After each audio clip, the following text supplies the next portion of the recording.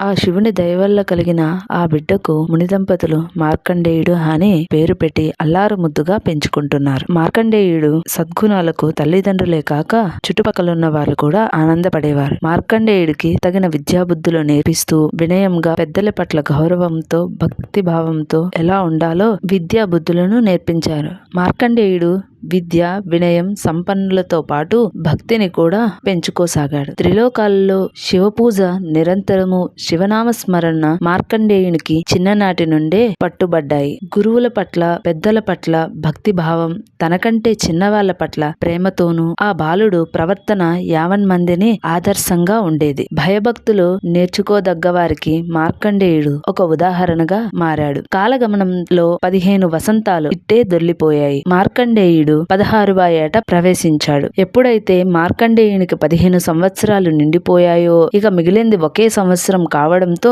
మార్కండేయుని తల్లిదండ్రులు మనస్సులో క్షోభించసాగారు. నిండినవి 15 ఏళ్లు అయినా ఆయువు రీత్యా తమ పుత్రునికి ఈ ఏడాదితో 100 ఏళ్లు నిండిపోతాయి కదా అని ఆ ఋషి దంపతులు మనోవేదనకు గురికాని రోజంటూ ఉండేది కాదు. కనిపించిన ప్రతి మహామునిని వేడుకొని తమ పుత్రునికి మృత్యువును జయించే మార్గం చూపమని వేడుకోసాగారు ఆ ముని దంపతులు. ఎంతమందిని వేడుకున్నా ఏ విధంగా ప్రార్థించినా మృత్యుదేవత కదంబ హస్తాల్లోంచి ఆ బాలుణ్ణి తప్పించగల మార్గం లేదని తెలిసి ఆ ముని దంపతులు ఇంకా విచారించసాగారు. మృకండ మహర్షి త్రిలోకాలలో శివశక్తి తప్పనిసరిగా చేయగల అద్భుత శక్తులున్నవారు, త్రిలోకాలలోనూ సంచరించగల దివ్య ప్రభావం ఉన్నవారు అయినా తమకు తెలియని విషయమా, మృత్యువును ఆపగల శక్తి ఎవరికి ఉన్నది అని అన్నీ తెలిసినా తమరే మమ్మల్ని ప్రశ్నిస్తున్నారా అంటూ మిగిలిన మహర్షులు మునులు మృకండ మహర్షిని అడిగేవారు. ఇలా ఉండగా ఒకనాడు నారద మహర్షి మృకండముని ఆశ్రమానికి వచ్చి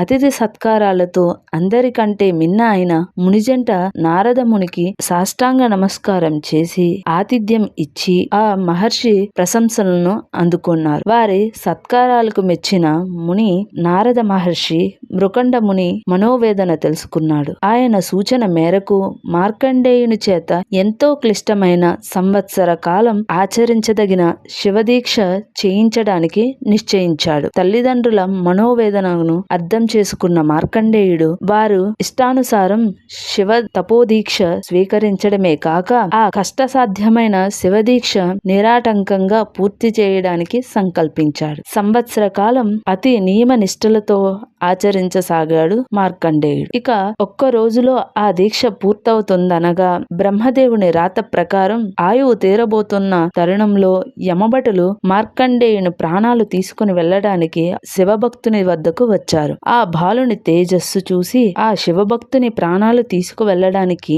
ధైర్యం చాలలేదు వాళ్లకు. యమభటులు యమధర్మరాజు దగ్గరకు వెళ్లి తమ అసక్తతను తెలియజేశారు. ఇక అది తమ వల్ల అయ్యే పనిగా మాత్రమేనని యమధర్మరాజు పాసం వెంట తీసుకుని స్వయంగా ఆ శివభక్తుని చెంతకు వచ్చాడు. దృఢ దీక్షతో మహాభక్తితో శివదీక్షలో ఉన్న మార్కండేయుడు శివనామస్మరణ చేస్తుంటే ఎంతో పరవశంతో ఒక్క క్షణం పాటు అలా చూస్తుండిపోయాడు యమధర్మరాజు. అయితే ఆ పరవశం కొద్దిసేపే. అంతలోనే అతని ధర్మం అతనిని తట్టి లేపింది. ఆయుర్దాయం ముగిసింది కనుక యమపాసానికి కట్టుబడి ఆ బాలుణ్ణి తన వెంట రమ్మని అడిగాడు యముడు మార్కండేయుణ్ణి. మార్కండేయుడు ఆ మాటలను విని విన్నట్లుగానే ఊరుకొని శివ పంచాక్షరి స్మరణతో శివదీక్షలో నిమగ్నమైనాడు. తనను అలక్ష్యం చేశాడని భావించిన యమధర్మరాజు మార్కండేయునిపై తన పాసం విసిరాడు. అది ఆ బాలుని చుట్టుకోకుండా తిరిగి ఆయన వద్దకే చేరుకుంది. అంటే